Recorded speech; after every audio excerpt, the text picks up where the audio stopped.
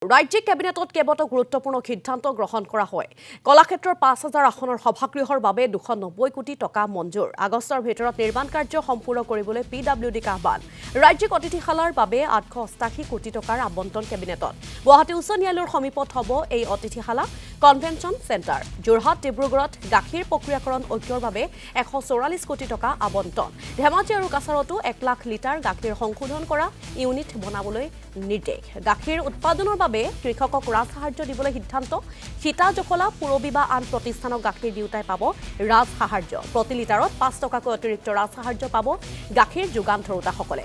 Cachar cancer ছ'চাইটিৰ বাবে ১০ বিঘাৰ মাটি দিয়াৰ সিদ্ধান্ত গ্ৰহণ কৰিছে।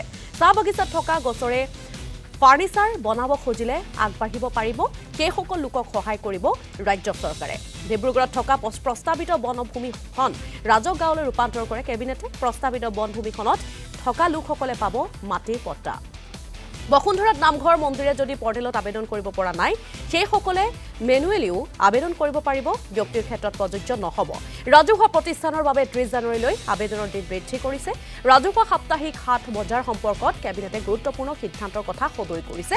শাক পাচলি আৰু পাণ তামোলৰ বেপাৰীৰ পৰা কৰ ল'ব নোৱাৰিব। আশা কৰ্মী, অংগনবাড়ী কৰ্মীৰ বাবে দৰমহা বৃদ্ধিৰ প্ৰসংগত কমিটি গঠন কৰা হৈছে। বিদ্যালয় প্ৰাদেশিকীকৰণৰ ক্ষেত্ৰত ২০০৬ চনলৈ সীমা নিৰ্ধাৰিত থাকিব। আৰম্ভ বৈঠক অনুষ্ঠিত হয়, তাতে আমি কেইটামান সিদ্ধান্ত লৈছোঁ, আপোনালোকক মই কৈ যাব খুজিছোঁ। প্ৰথম কথা, আমাৰ গুৱাহাটীত যিটো ৫,০০০ অডিটৰিয়ামৰ কাম চলি আছে, আমাৰ জ্যোতি বিষ্ণু কলাক্ষেত্ৰ, তাৰ বাবে কেবিনেটে আজি ২৯০ কোটি টকা মঞ্জুৰ কৰে আৰু এই অডিটৰিয়ামটো যাতে আগষ্ট মাহৰ ভিতৰত সম্পূৰ্ণ হয় তাৰ কাৰণে ব্যৱস্থা ল'বলৈ লোক নিৰ্মাণ বিভাগক নিৰ্দেশ দিয়ে।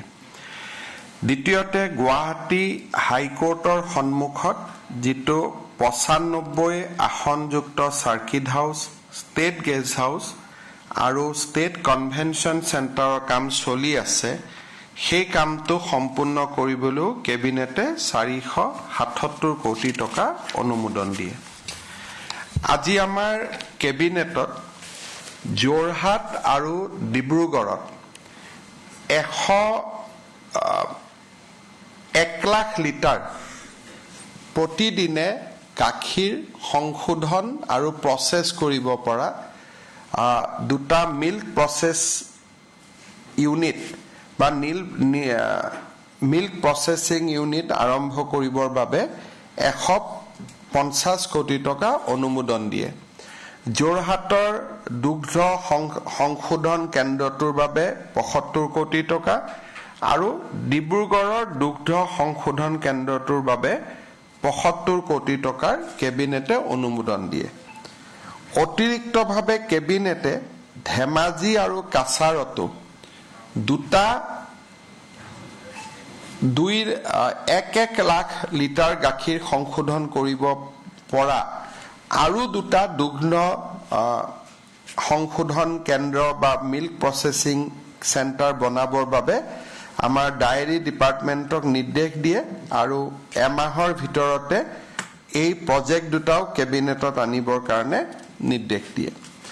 কেবিনেটে গাখীৰ উৎপাদনৰ লগত জড়িত যিসমূহ কৃষক আছে আৰু যিসকল কৃষকে সমবায় সমিতিৰ জৰিয়তে গাখীৰ বিক্ৰী কৰে, যেনেকুৱা সীতা জখলা হ'ল, আমুল হ'ল, পুৰবী হ'ল, তেওঁলোকৰ জৰিয়তে যোনে গাখীৰ বিক্ৰী কৰে, তেওঁলোকক প্ৰতি লিটাৰত ৫ টকাকৈ ৰাজ সাহায্য দিবলৈ সিদ্ধান্ত গ্ৰহণ কৰে।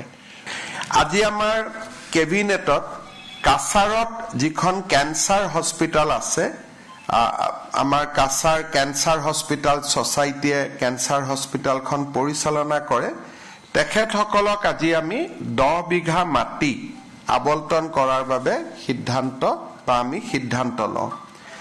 আজি আমাৰ কেবিনেটত আপোনালোকে জানে যে আগতে আমি এটা কেবিনেটত সিদ্ধান্ত লৈছিলোঁ যে চাহ বাগিচাত টি টুৰিজিম কৰিব পাৰে। দুৰুং চাহ বাগিচা শোণিতপুৰ জিলাৰ আৰু লেপেটকাটা চাহ বাগিচা শোণিতপুৰ জিলা, এই দুইখন চাহ বাগিচাতে দুটা পৰ্যটন প্ৰকল্প স্থাপন কৰিবৰ বাবে কেবিনেটে অনুমোদন দিয়ে।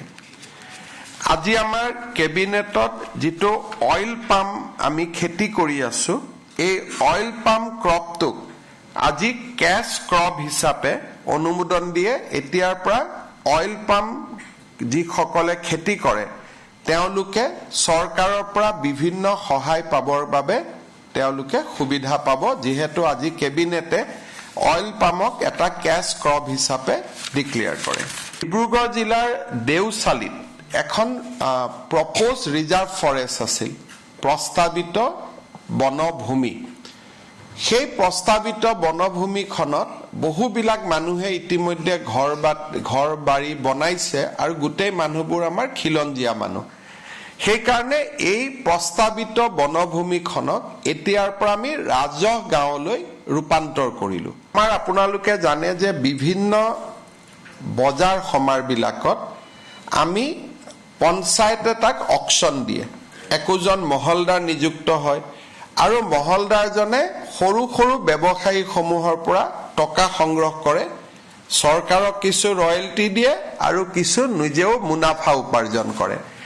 আজি আমি কেবিনেটত সিদ্ধান্ত লৈছো যে এতিয়াৰ পৰা কোনো মহলদাৰে শাক পাচলি তৰকাৰী বেপাৰীৰ পৰা টকা ল'ব নোৱাৰিব আৰু পাণ তামোলৰ বেপাৰীৰ পৰা তেওঁলোকে টকা সংগ্ৰহ কৰিব নোৱাৰিব। যেনেকৈ আমাৰ অংগনবাদী সহায়িকা কৰ্মীসকলে, আশা কৰ্মীসকলে আৰু মধ্যাহ্ন ভোজনৰ ৰান্ধনীসমূহে কিছু তেওঁলোকে বেতন বঢ়াবৰ কাৰণে বিভিন্ন সময়ত চৰকাৰৰ ওচৰত দাবী জনাই আহিছে, কিন্তু আমাৰ হাততো ইমান টকা পইচা নাই যে তেওঁলোকৰ দাবীসমূহ আমি পোনছাতে গ্ৰহণ কৰিব পাৰোঁ।